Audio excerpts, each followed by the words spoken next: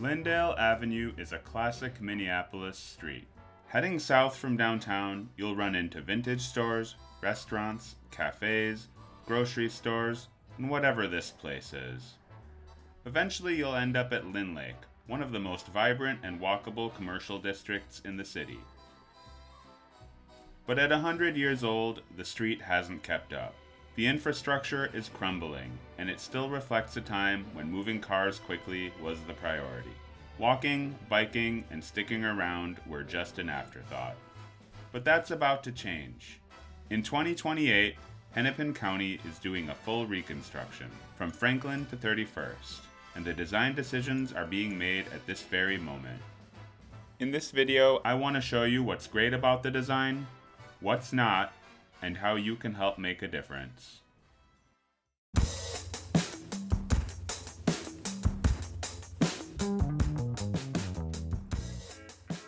Historically, a high-speed 4-lane death road, where brutal car crashes seem to spill onto the sidewalks every week, things have chilled out in recent years, thanks to the Fix Lyndale campaign, which pushed the county to make some quick-build changes that I'm glad to see will become permanent in the new layout.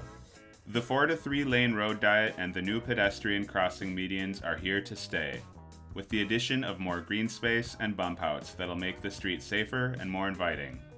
North of 24th Street, riders of the Route 4 will be treated to the addition of a bus lane, whisking them from the most congested part of the corridor right into downtown. But most excitingly, this project will bring a bikeway to Lyndale Avenue. For the first time ever, bikes will be able to continue south from the Loring Bikeway, connecting to the destinations they need along the corridor.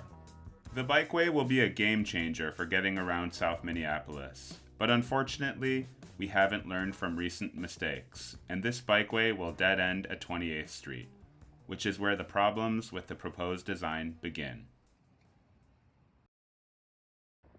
By ending the bikeway just a block shy of the historic Lynn Lake district, arguably where it's most needed, Hennepin County is forcing multiple block detours that add busy street crossings. Riders will have to choose between taking the sidewalk or mixing with heavy traffic.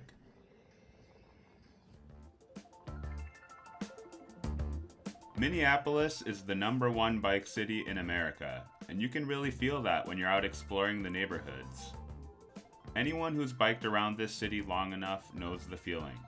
Every summer, you'll turn corners and there are comfy new places to ride that didn't exist before. Suddenly, you can stop worrying about traffic and just enjoy the ride. Getting around by bike is becoming seamless and intuitive, regardless of your age or ability.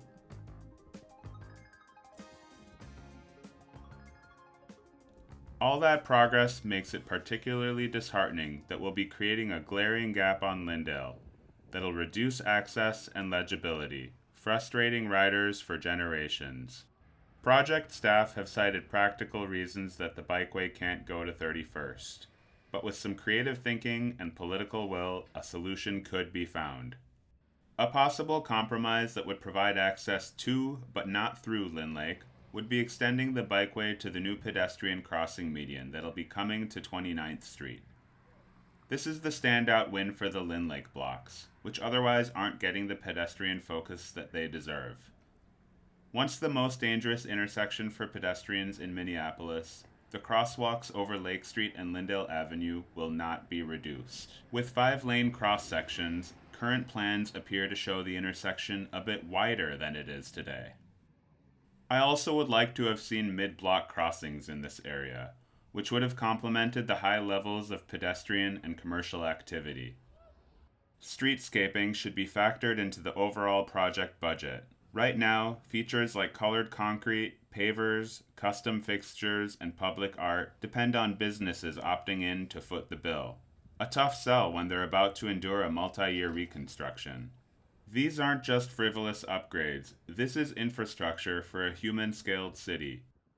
In general, Minneapolis doesn't have the best track record of designing high-quality streetscapes where they matter the most, and I hope this is something we can improve on.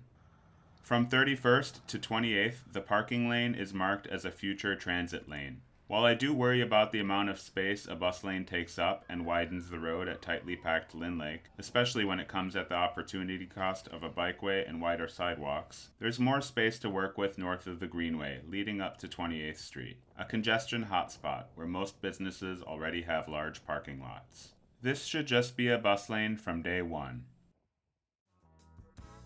Well, that's it. Overall, I think this is a great project, and outside of the bikeway gap and the Lynn Lake blocks, there's a lot to look forward to when construction wraps up in a few years. So, what can you do to help? Well, I think the first and most important thing is to just come down and hang out on Lyndale Avenue. Check out all the great businesses. They're about to undergo a really tough construction period and could really use your support. There's always something new to be found.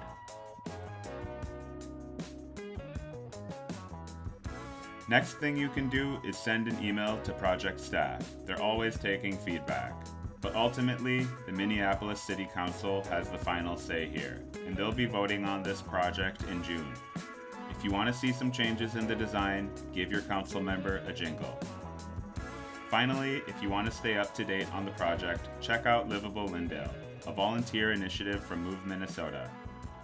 It's been a great way to connect with neighbors, and after a few years of working on Lyndale, we're excited to be out there enjoying the new street in a few more. And with that, thanks for watching. I've been toying with the idea of making videos like this for a while, and being so tuned into Lyndale Avenue, I thought this would be a good place to start.